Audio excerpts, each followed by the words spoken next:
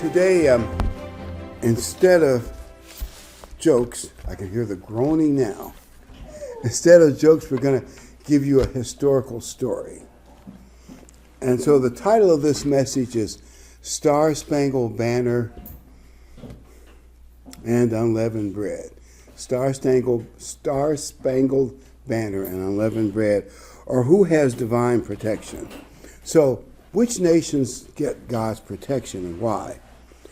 When you saw those 300 plus rockets, drones, and a collection of missiles heading toward Israel to overwhelm their defensive system, it was quite. By the way, you realize 30 of those were ballistic missiles. That means they go up in the atmosphere very high and come down real fast, and they're 12 minutes or less from ignition to delivering their weapon.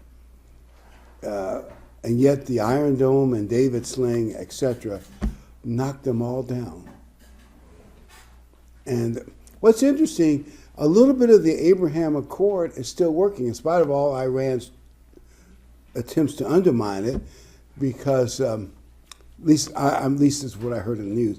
Gulf states that really don't support Iran, in spite of all the anti-Semitism going around, they helped electronically, including Saudi Arabia, locate missiles and drones, so they knew for the Air Force how to shoot them down. And Jordan actually shot down a bunch. Think about it, Jordan protecting Israel. Would you have thought you'd have heard that years ago? You probably know this. When David Ben-Gurion, I think he was the first prime minister of Israel, or one of the first, he said the existence of Israel is a miracle. You think about what happened in 1948, small state, no Air Force, really just kind of getting together, and yet they held off 5 Arab states, and now some of those same Arab states are somewhat allied with them thanks to the Abraham Accord. Things have changed.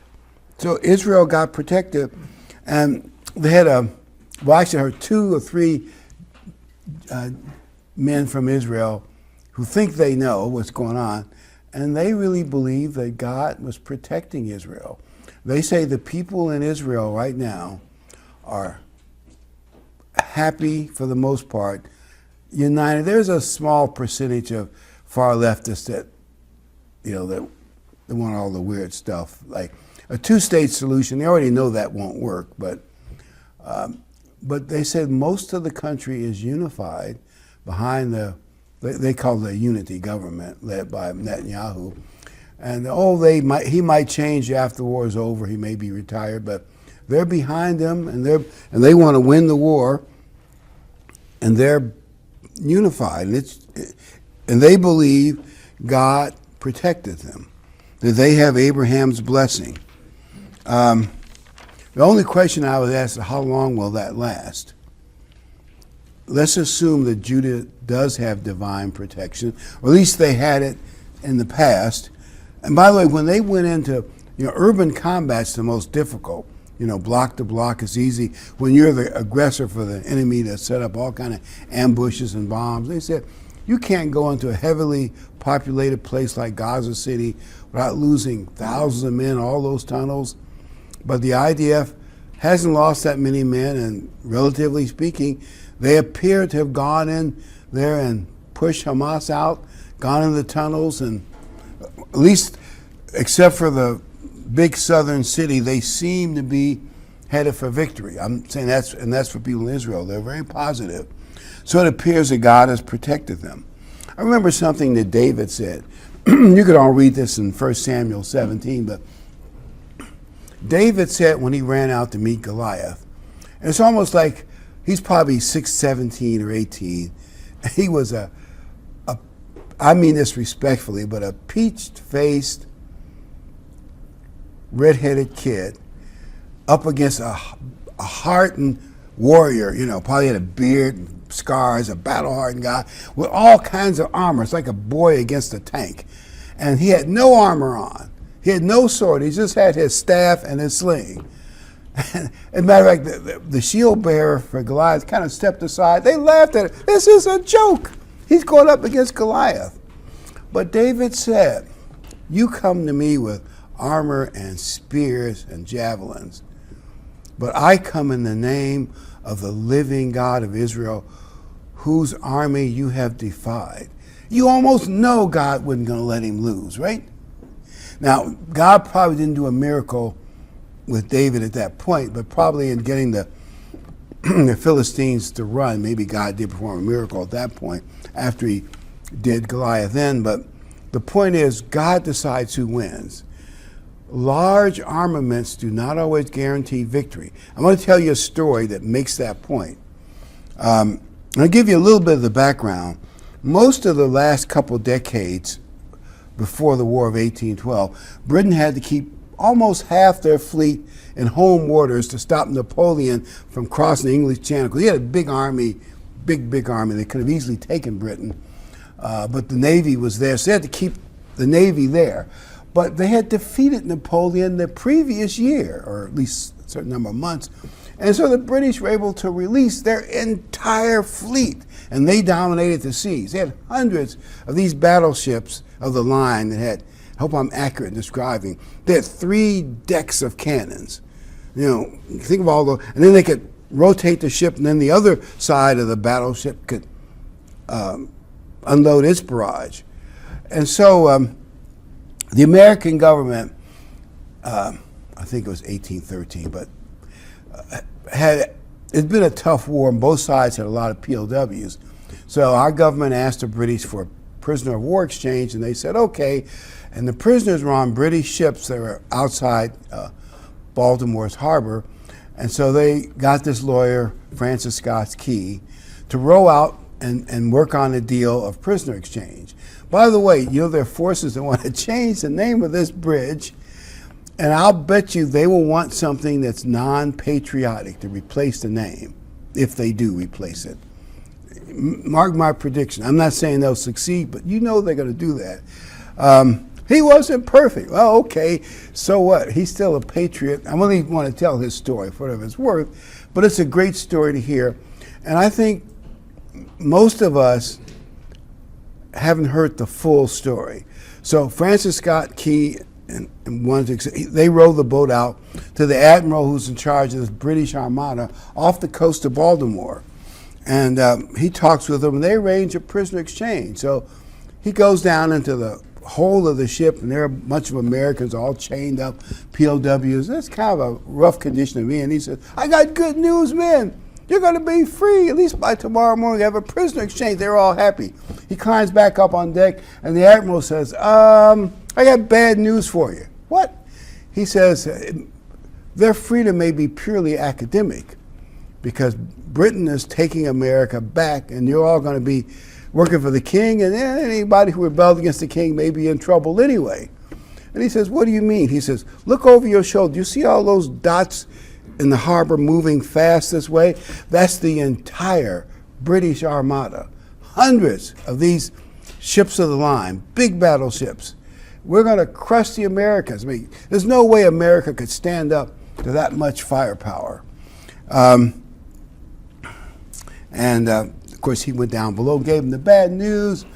Then as it got dark, the British ships got closer. And he says, like, oh, I'm trying to make a sound of all those guns going off at once when the admiral signals. And it was like, he said it was deafening, the roar, you couldn't hear yourself. In between the roars of bombarding, he would ask the guys down below, and they would say, what's going on? And he asked the admiral says, well, look, you see that fort that's guarding the harbor of Baltimore, Fort McHenry, with its cannon batteries, a big, long, tall flag on it. He says, we're going to take that fort apart. We're going to practically sink that little island it's on. We're going to blow it into smithereens. We got the firepower. And so Francis Scott Key says, well, there are a lot of civilians there, too. He says, well, we gave them a way out. All they have to do is lower the flag as a signal that America surrenders, and we'll stop the bombardment. Well, needless to say, that they started the bombardment for over 2 hours. They were just bombarding the place. But every so often, as it got dark, and in the red glow of some of those bombs and rockets, the flag was still standing. And he asked the guys below, the POWs, they said, well, is the flag still flying? Is it still flying? Have we surrendered? He said, it's still there. And the admiral says, I'm giving the implication, but the way he said, you Americans must be insane. You can't stand up to this kind of bombardment. That must be crazy. And then he said, well, it's like one of George Washington's speeches to bust up the troops, to buck up the troops. He said, look, American Christians will die standing before they'll be on their knees. And he says, they're not going to surrender. The admiral says, well, we can't understand it. We know we've gotten direct hits on the flag, and it's still standing.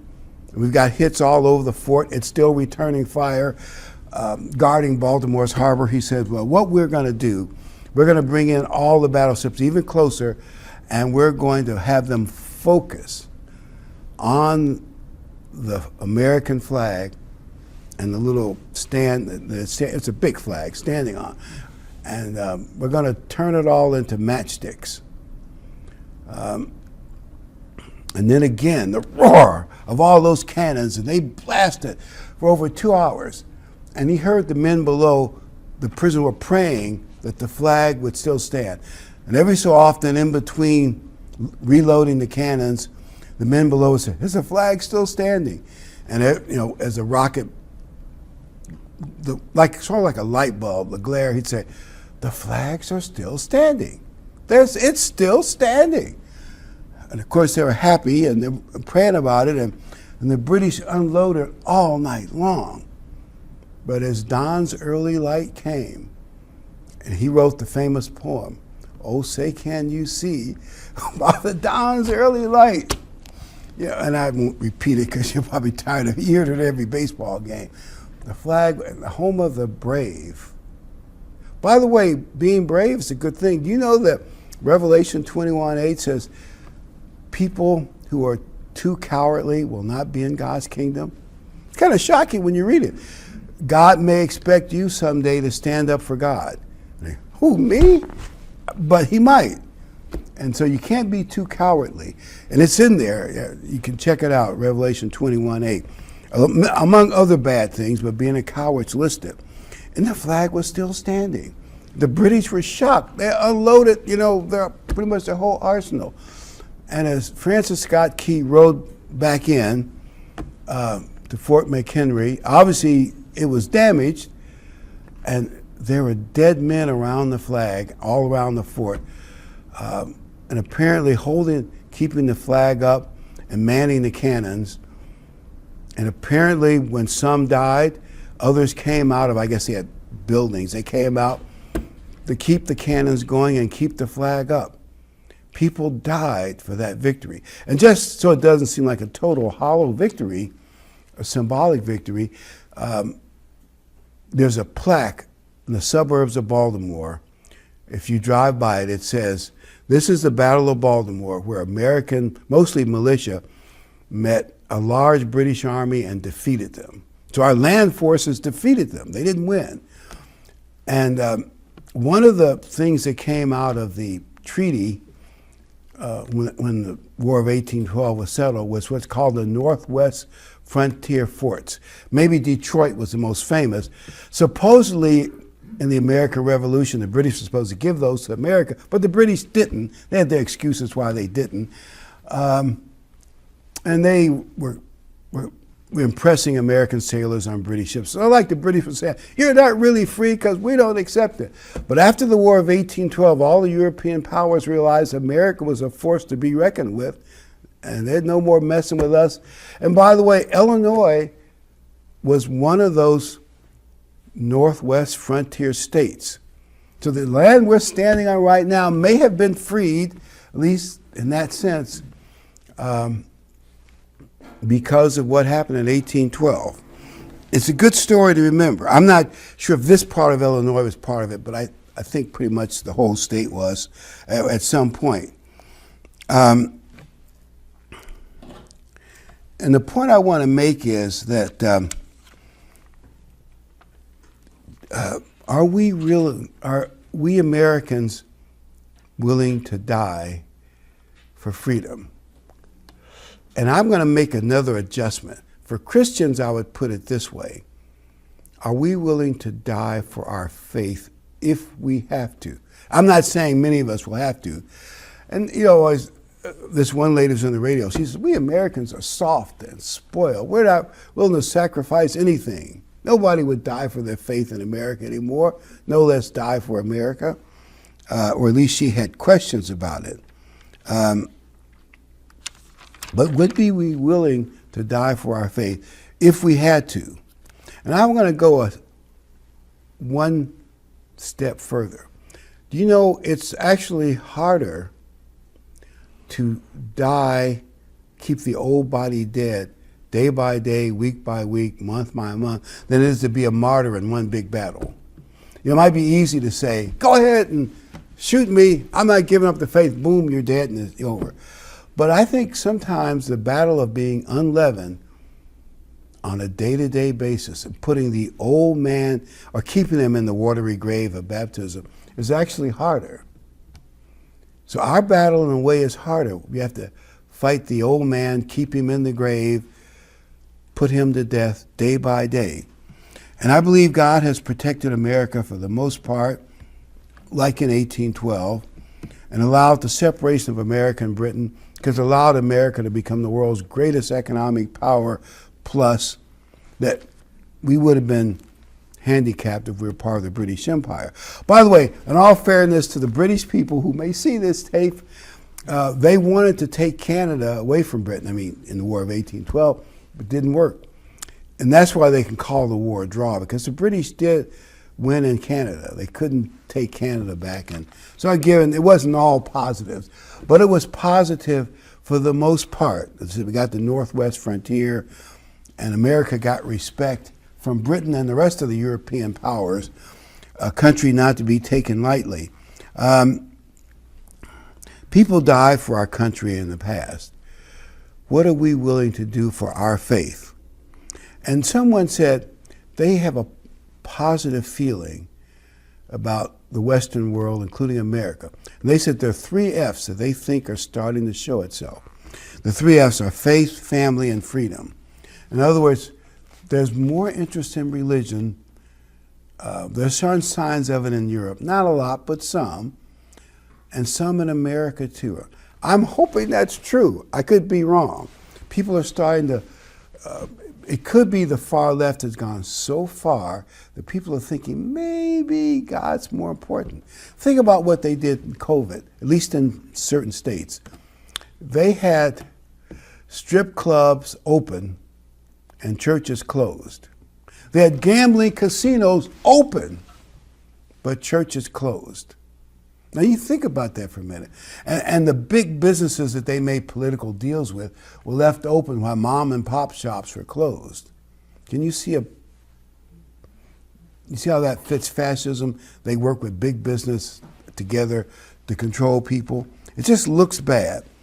Maybe people are tired of that, and we want to emphasize family and freedom from overly autocratic government. I'm hoping that's true. My first scripture is Genesis 12. I want to go back to the basics of God protecting Israel. Of God protecting Israel. Genesis 12:2.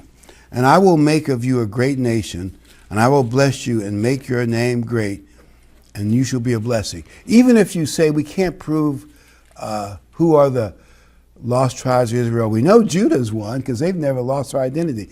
God was saying they've been keeping the Passover, which was last night for them, and they celebrate the first day of unleavened bread just like we do. They've been keeping that for 34 centuries? Wow, since the day they left Egypt. That's quite a record if you think about it. But even if you say, well, we don't know what happened to the other tribes, I would say, look at who got the blessings. And even in a relative sense, if you were to go back to when America started, those pilgrims mostly were Puritans. They were so Bible-oriented, you'd be shocked. That's what they called themselves, Puritans. They were the ones who went back to the pure Bible. Of course, it made some of the officials in England mad. That's another story. But they were very Bible-oriented. I'm not saying they're right about everything, but relative to the rest of the world, America and Britain have given far and away the most world's charity, helped many nations, done most of the missionary financing, far and away for the world's come out of America and Britain. You'd be surprised. I'm not putting other nations down, but not nearly as much. So you can see who's got the blessings. Verse 3, and I will bless them that bless you. In other words, he's saying, if you bless the children of Abraham and Abraham, you'll be blessed. If you do the opposite, you won't be blessed. And him that curse you will I curse, and in you shall all the families of the earth be blessed. We were just talking on the way here how Spain didn't seem to benefit from the empire like you would have expected. It's almost as if their persecution of the Jews, it really had a bad effect on them. Certainly the same with Germany. Relative to population, they had the greatest disaster in World War II than any other country. So there's a curse if you go against Israel. Him that curse you will I curse, and you shall all the families of the earth be blessed. Psalm 122:6. Psalm 122:6. Pray for the peace of Jerusalem. They shall prosper that love you. In other words, if you want to prosper, love Jerusalem. And they claim that some of those big-time ballistic missiles were aimed at the center of Jerusalem. You like that? They could have even blown up the Dome of the Rock. Anyway, peace be within your walls, and prosperity within the palaces. For my brethren and companions' sake, I will now say, peace be within you. And for the sake of the house of Jehovah, our God, I will seek your good. In other words, if you seek the good of Jerusalem, it's going to be to your advantage. We should seek the good of Jerusalem. We should. Judah is being protected for now. You know, they say with all those missiles, and that's quite something. I just hope the Jews don't fall into the trap of getting more secular and saying our technology will defend us. Just remember, Goliath had the most protection and he lost. And the British had an unbelievable armada and it did not succeed. Like David said, victory is in the hands of God. You want God on your side. Some clever guys could hijack a few planes and bring down the Twin Towers. What I'm saying is anything can happen no matter what your technology is. And I hope the Jewish people can stay with God more so. But are the American people turning back to God, into the 3 F's? Faith, family, and freedom. And by the way, our government, one man said, we have a bunch of hollow guys in the administration who are playing war games, but they don't really know what they're doing. They're playing both sides. You know, we're financed, at least by not giving this oil sanctions on Iran, we're financing Iran for all those missiles and for their proxies. And supposedly, you know, the Jerusalem Post claims that secretly we didn't threaten the Ayatollahs like, you know, we knew they were going to launch that big salvo. We said, oh, okay, go ahead and do it. We didn't say what America could have said. You do that, and we'll put all those sanctions on you, and your oil revenue will drop dramatically. We could have said that. I mean, that's what the Jerusalem Post claims. That's a fairly responsible newspaper. And maybe it's not true, but it could be. And at the same time, American intelligence and other Middle Eastern countries alerted Israel, and Israel has intelligence too, very good, what was coming, and some American planes and ships help shoot down drones. You say, wait a minute, how can we be on both sides at the same time? They're playing games.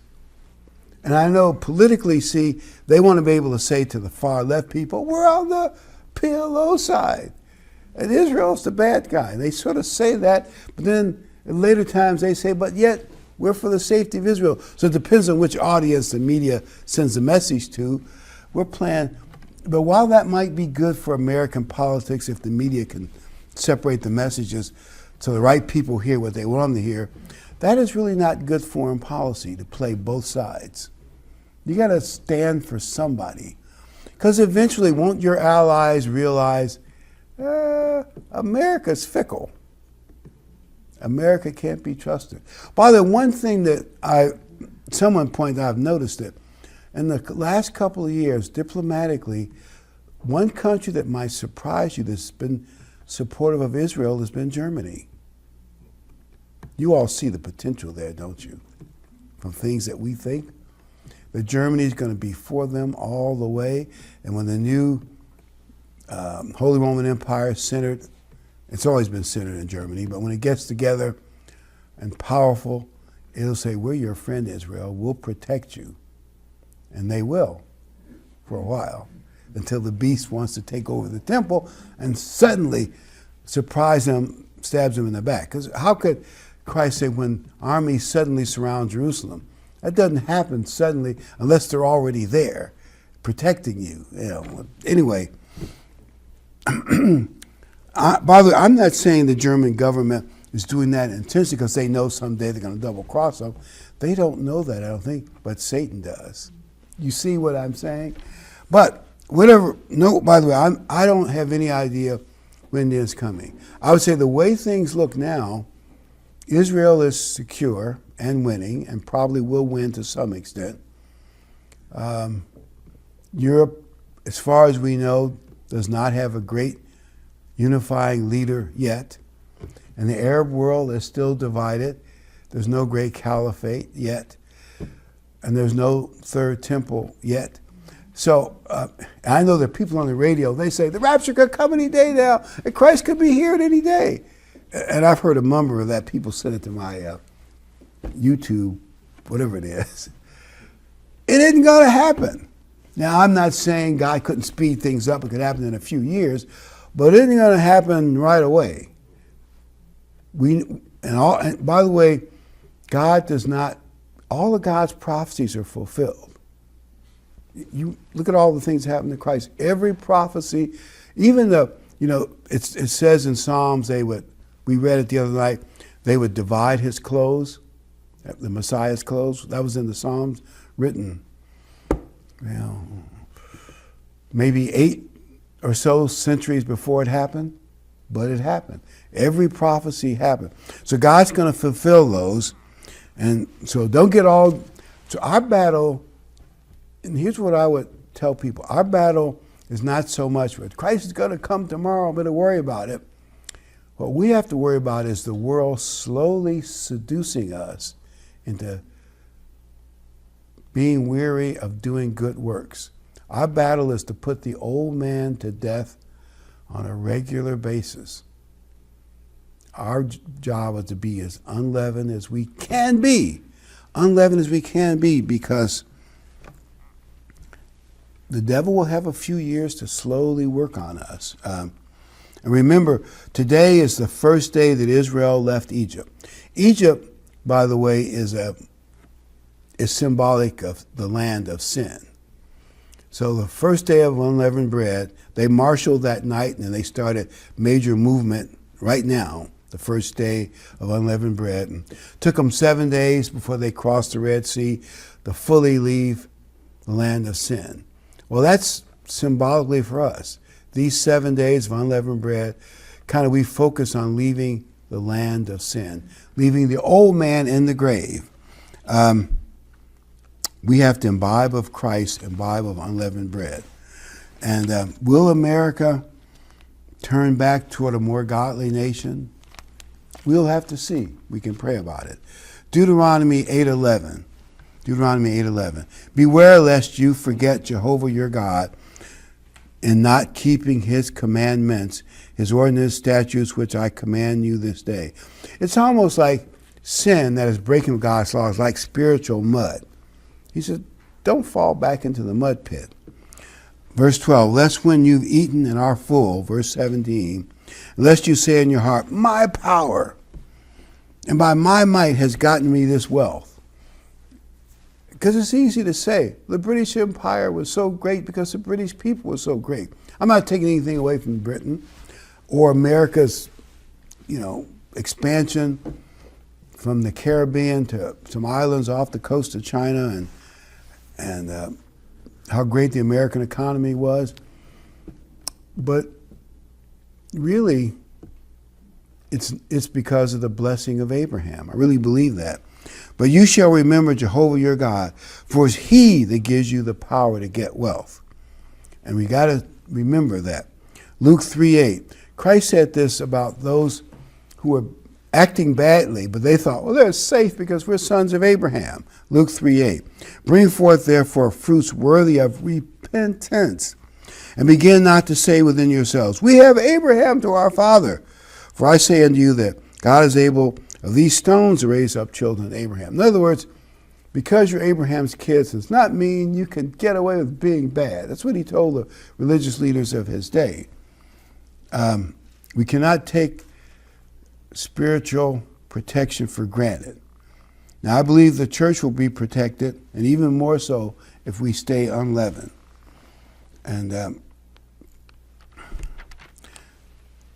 I do think that if America stays the course of doing more and more things that it should not do, then I think maybe I'll throw one corny joke in here. Jack and Jill went up the hill to public school and came down gender neutral. They had no gender, they came down the hill. Well, if we continue all those and many other negative, anti-godly trends in our government policy, I think America's protection will be taken away. At least that's what I think. But I don't think God ever permanently forsaken Israel. He just temporarily might divorce them now and then. Because there are churches that teach that. No, that's not true. God will never forsake Israel long term. And if Judah gets more godly and less secular, they'll continue to enjoy protection for a number of years. Can America return to a more Judeo-Christian value? That's the question. Can we return to a more Judeo-Christian value? And you're saying to yourself, well, there are some indications we can. And I see things on the internet where people who in the past were totally suckered by the woke culture and the far left are starting to wake up like, wait a minute, this stuff is perverted. This stuff doesn't work. The schools are much worse than they've ever been.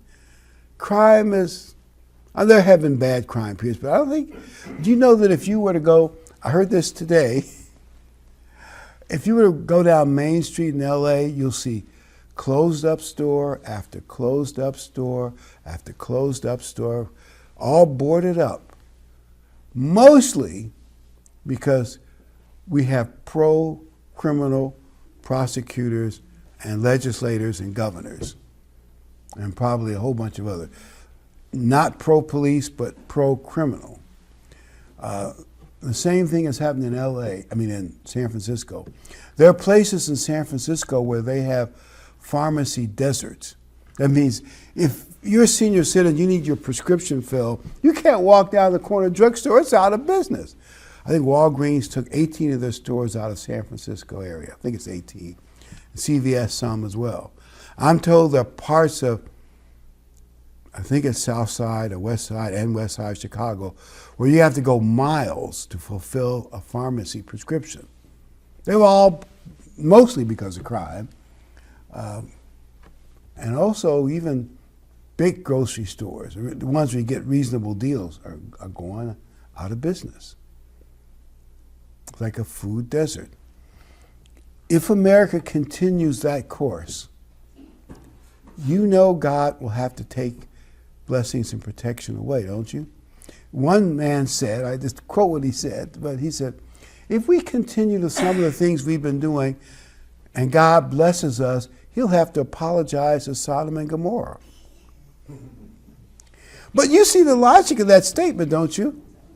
Now, I'm not saying we're that bad yet. I don't want anybody to misquote me, but you see the direction things are going in, don't you? I heard about Furbies in elementary school. They're letting kids bite and scratch each other because, well, they decided they were a cat or a dog and not a person. And the teachers are backing it up. I said, what? By that, I can be a polar bear. I mean, I'm joking. I can be Korean. You say, oh yeah, like they want me. But the only point I'm getting at is, you see how crazy this stuff is? I can be anything I want, and you gotta respect it. What? This is crazy. It's almost laughable, but they're serious. In some places, you can be prosecuted in California. You're supposed to call me they or them. You call me him or her. Can't you look at me and tell I'm a they or them? I know I shouldn't laugh at people because they are confused. But you see what I'm saying. Can we return to the more Judeo-Christian values? Most of America's history, I'm not saying everything was good and right. This is still Satan's world. But more so than the rest of the world, they believed in the Bible. They had Bibles on the frontier. Thomas Jefferson used Bibles for the classrooms and the schools in D.C. And Jefferson didn't attend church that regularly because he didn't like some of the churches. But he still believed in God. I've got his autobiography in my office, and when you read it, he believed in God. He just didn't believe in churchianity. I don't know, maybe you almost have to read his books to get his explanation of it. And I'm not saying he was perfect, but I was shocked. Somebody on MSNBC was claiming that, these radicals are claiming that our rights come from God, she said, instead of, say, from the government or from the people or from the majority. They think they come from God. Where do they get such crazy ideas? And I thought, has she read the preamble to the Constitution? And they had a panel. She was waving her hand, and nobody in the panel said a word. And I'm wondering, are they all that poorly educated? Or do they assume their audience knows nothing, and they can say anything and the people believe it? Are we that poorly educated in America? Because our rights come from the Creator. It's just plain as day. And yet she was up there waving her fingers. These crazy people think that our rights come from God and not the government or big corporations or the majority. No, they come from God. And I was just amazed. But then again, there are people in our major colleges protesting, saying, we are Hamas. And many of those people, if they went to a country run by Hamas or one of those other radical leftist groups, they would cut their heads off immediately. You look at them and tell, they would say, woman, your head should be totally covered. What's that stuff you got on? Off with your head. And queers for the PLO, you know what they would do? Never mind. You get the idea. They don't even know what they're saying. And from the river to the sea, it's genocide. That's really what they want. They don't say it. They say, well, they should go back to Europe. Well, the reason they left Europe was because of the Holocaust. And yet these are college kids from Ivy League schools, at least some of them, they don't even know that. I think, where have they been all their life? They've been miseducated. And Bible, I bet they know so little about the Bible it'd make us all choke by what they don't know. Remember they asked some, who did America win their freedom from? Some guy said, was it North Korea? I said, wow. He was a college student. He'd gotten out of high school. He didn't know any better. Yeah, our schools have really worked the kids over. And of course, the media, Hollywood, they're pouring it on. Are we willing to die for our beliefs? Are we willing to die for our faith?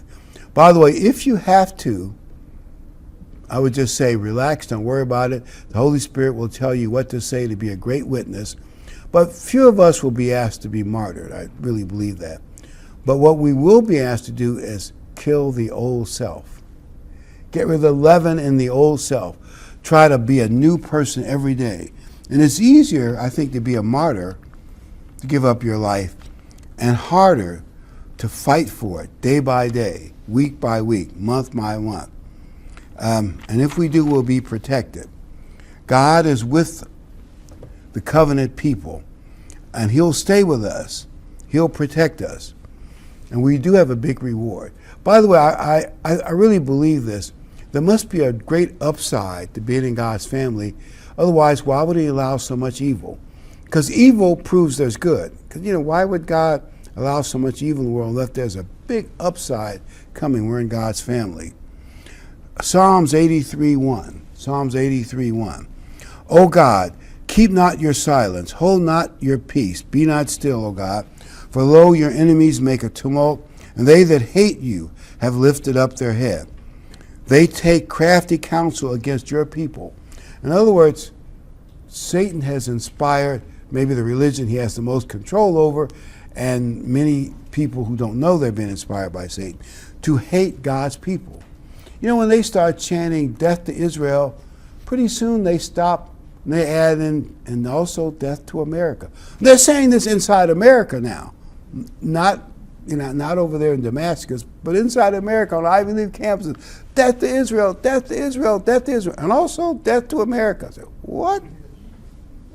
And these are fairly educated. These are not bums, drunk bums, and somehow these are kids who might be the leaders of tomorrow. They're at, Harvard and Yale, and anyway, you get the general idea. Brown, a lot of these impressive schools, and their parents probably have money and connection in many cases. And by the way, we're going to pay for their higher education loans too, even though many of them come from upper class, middle class families. That's one way to buy votes. Anyway, they take crafty counsel against your people. They have said, come and let us cut them off from being a nation, that the name of Israel may be no more in remembrance. Satan wants to destroy the physical nation of Israel, and Satan also wants to destroy the spiritual nation of Israel. He really does. Matthew 24:9. I understand this scripture more in light of anti-Semitism sweeping the world. Christ said, then shall they deliver you up unto tribulation and shall kill you, and you shall be hated of all nations for my name's sake. The Jewish nation is being hated because Judaism and Christianity have the same root, as you know. Philippians 3:13. Philippians 3:13. Brethren, I could not myself yet to have laid hold, but one thing I do, forgetting the things which are behind, stretching forward to the things which are before. Verse 14, I press toward the goal of the prize of the high calling of Christ Jesus. In other words, Paul is pressing hard to get the reward. We should be pressing hard to be pure and unleavened. Don't get weary of well-doing. Verse 15. Let us therefore, as many as are perfect or mature, be thus minded. And if in anything you're otherwise minded, this also Christ will reveal unto you. Verse 16. Only whereunto we have attained, but that same rule, let us walk. That means behave. Brethren, be you imitators together of me, and mark them who so walk, even as you have for us an example. Paul is saying, follow his good Christian example, but also follow the example of the good local people that you know are living a good, unleavened Christian life. In other words, look for good examples and follow them. Don't follow the guy with all the problems who's on the margin, who's got trouble, and you know what I'm saying. Paul said, follow the unleavened people. Die every day to the old leaven that puffs us up. Philippians 3:21. Who shall fashion anew the body of our humiliation, that it may be conformed to the body of his glory, according to the working whereby he's able even to subject all things unto himself. So let Jesus change us. Philippians 4:4. Rejoice in the Lord always. And again I say rejoice. Let your forbearance be known unto all men. The Lord is at hand. In other words, in a positive way, we should celebrate these 7 days of unleavened bread. Take in Christ and think about Christ and worshiping God all 7 days as we eat unleavened bread and get God's life inside us.